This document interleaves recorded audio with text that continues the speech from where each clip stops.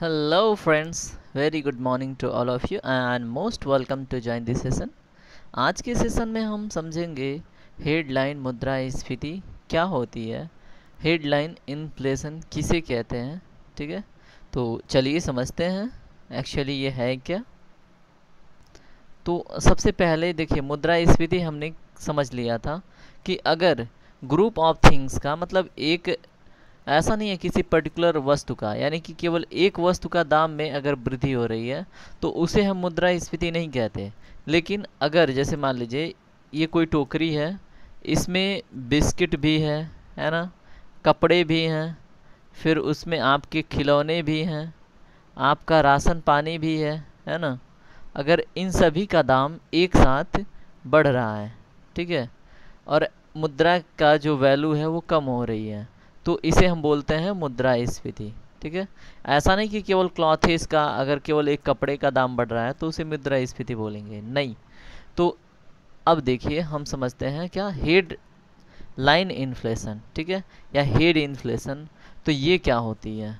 तो देखिए अभी हमने ग्रुप ऑफ थिंग्स की बात की, लेकिन हमारे वहाँ क्या परंपरा है, ठीक है, हमारे देश में कि जब मुद्रास्फीति की गणना की जाती है तो जो वोलाटाइल नेचर की वस्तुएं हैं, जैसे ये ग्रुप ऑफ थिंग्स में वोलाटाइल नेचर की कुछ वस्तुएं होती हैं। वोलाटाइल बोले तो उनका दाम बड़ा परिवर्तित होता रहता है, ठीक है, स्टेबल नहीं रहता है।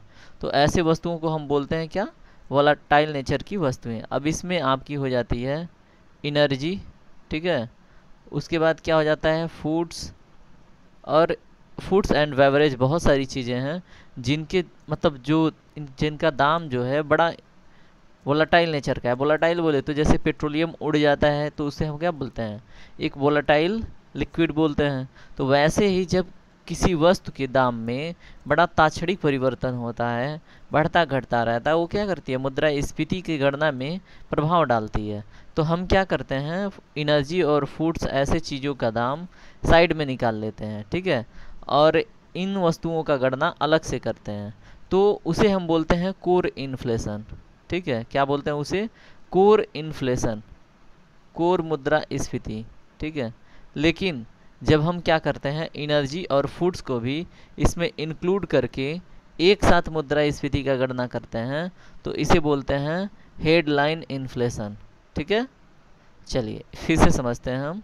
जैसे मान लीजिए हम क्या कर रहे थे, ये कोई टोकरी है, ठीक है, अगर हम टोकरी से एनर्जी एंड फूड्स का दाम या फिर इन वस्तुओं को क्या करते हैं, निकाल देते हैं, मतलब कि जब इन्फ्लेशन की गणना की जा रही है तो इसको हम काउंट नहीं कर रहे हैं, तो उस मुद्रास्फीति को बोलते हैं कोर इन्फ्लेशन। ठीक है, कोर मुद्रास्फीति। अब दूसरी स्थिति ऐसी है कि अब हम क्या कर रहे हैं कि इनको इंक्लूड करके मुद्रास्फीति की गणना कर रहे हैं। जो ये वोलाटाइल नेचर की वस्तुएं हैं इनको हम इंक्लूड करके इन मुद्रास्फीति का गणना कर रहे हैं। ठीक है, जैसे यहाँ पे कई वस्तुएं हैं, इन वस्तुओं के साथ इनको भी अगर हम गणना कर रहे हैं, इनके भी दाम में हुए परिवर्तन को, ठीक है, और इनमें हुए मुद्रास्फीति को, तो हम इसको बोलते हैं हेडलाइन इन्फ्लेशन। ठीक है, उम्मीद है कि आपको यहाँ तक चीज़ें बखूबी समझ में आ गई होंगी। ठीक है, तो ठीक है, समझ में आ गया तो ओके। बस इतना ही था हेडलाइन इन्फ्लेशन में। तो चलिए आज का सेशन यहीं तक, धन्यवाद, थैंक यू वेरी मच।